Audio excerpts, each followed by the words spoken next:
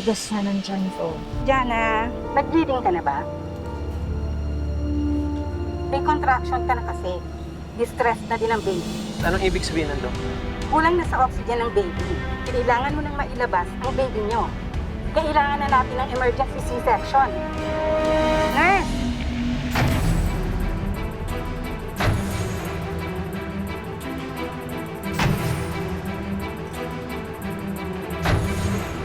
Sorry po, sir. Bawal po ang kasama. Protocol lang po. Babalikan na lang po namin kayo. Jana, there was a time na inakala mong hindi ka mabubuntis. Anong naging diagnosis sa'yo noon ba? Bakit ka hindi pwedeng mag-anak? Daw. Inverted yung ovaries ko. I was not fertile all the time. Eh, nung nalaman ng parents mo na buntis ka, di ba? You were not married. Boyfriend mo pa lang Yes. siya eh. Anong naging reaction nila? Medyo na-disappoint, pero hindi naman po yung typical na sinagawa ng her or ganyan. It was like something na the blessing is there. Nung nabuntis ka na, you lived in with the father Yes. ng anak mo? Yes. Okay. Totoo ba na mahirap yung pagbubuntis mo? Well, mahirap in a sense. One is, I didn't have yung regular checkups due to COVID. Tumigas lang po yung tummy ko. Parang sasabog na hindi mo maintindihan. Ah, ganun? But I didn't feel any pain. Parang nag-bleed lang ako. And then sabi ko, parang may Oh. mali. And then that's when I was rushed to the hospital. So when they opened me up, pag ganun po nung doctor, parang walang iyak po. You were okay? I was Wala fine. kang complications? Yeah, Wala actually, naman. first day pa lang, as soon as I went back to the room, tumayo na ako. Eh, di ba bawal po yun? Because I wanted to see, The baby, of course. yeah, if he was alive or what's Oo. happening because I didn't hear him cry. Nagpunta ka sa ano? Sa, Nico. oo, Yes. and then? He had tubes sa nose, ganyan. Pero hindi, parang may fluids daw sa lungs niya. Baby kong tahitahimik. Pero baka may pasabog yan sa atin. Okay, time for dede na ang mabait namin ng baby.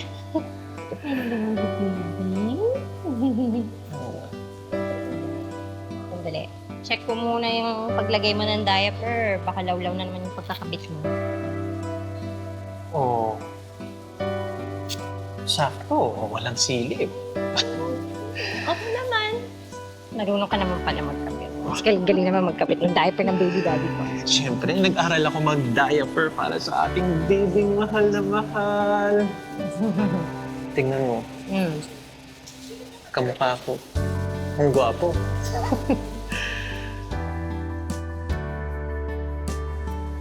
Oo na, sige na. Tiyak. Ikaw na yung kamukha. Wala nakuha sa akin. Tuloy ba yung check-up niyo bukas? Basta muna, sa Manila na lang natin check up. Sige. Pwede rin tayo dumaan sa mommy at daddy mo. Pero parang okay naman si Zoe.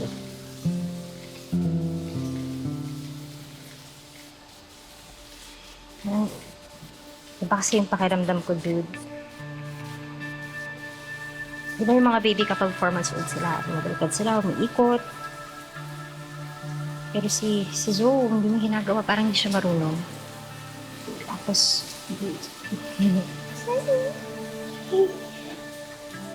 kapag tinatawag natin yung pangalan niya, sana na naman siyang reactions. Eh, 6 months old na siya. Eh, baka nag-overthink ka lang. Iba-iba naman yung paglaki ng mga bata. Pero wala namang masama kung papacheck natin siya, di ba? Para makasiguro lang tayo.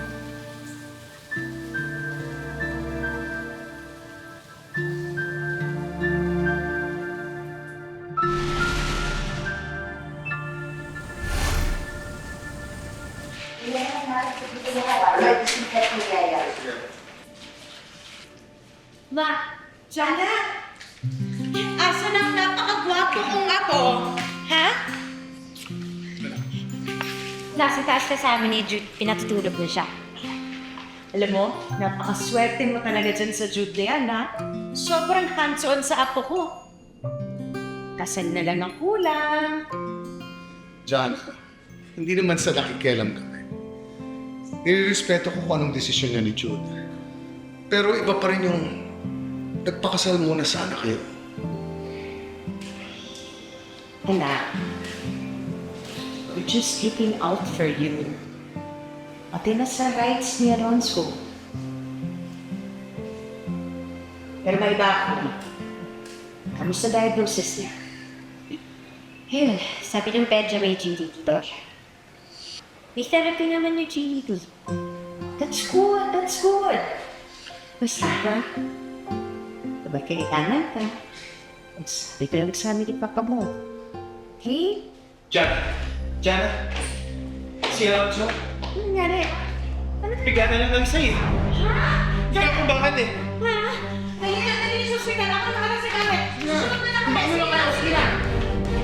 Agad nilang dinala sa ospital si Baby Alonso. Dumaan ito sa maraming laboratory test para malaman ang naging sanhi ng pangingisay nito.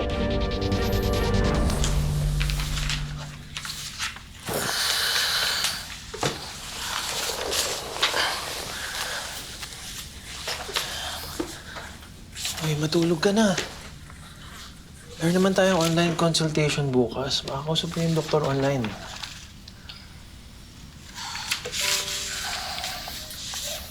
Naawa kasi ako kay Zoe. Wala pa siyang 1 taon pero parang lahat na yata ng lab test naranasan niya. Siyempre, kailangan ng mga doktor yan eh. Para malaman nila kung bakit siya nagsiseizure. Para malaman natin kung paano natin siya gagamutin. Yan, dami-daming test. MRI, EEG, CBC. Gaano ba karaming dugong kailangan kunin sa kanya para malaman kung sakit niya? Alam kong nahihirapan ka na.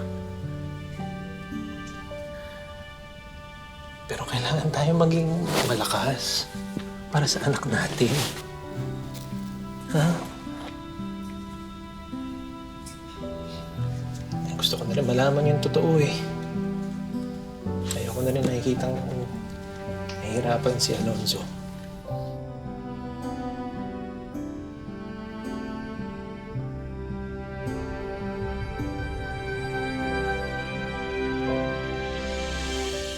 We went to Baguio first, the hospital. And they said, ma'am, normal naman po lahat ng test. Normal daw. Pati newborn screening normal. But bilang isang nanay, you have that instinct that there's something wrong. So, sakto, the borders, Baguio to Manila open. We rushed to Manila. And pina-MRI. More test pa, oo. ECG, all the blood works, lahat po. Dun po nakita na may cerebral palsy si Alonso. Oh, and Yes. how did you take that? I took it in a positive matter na, okay, so Doc, what's next? Teka muna, in all of these, nasan yung ama niya? Well, that time he was with us pa rin. That Okay. time. And then when we head off back to Baguio, things changed already.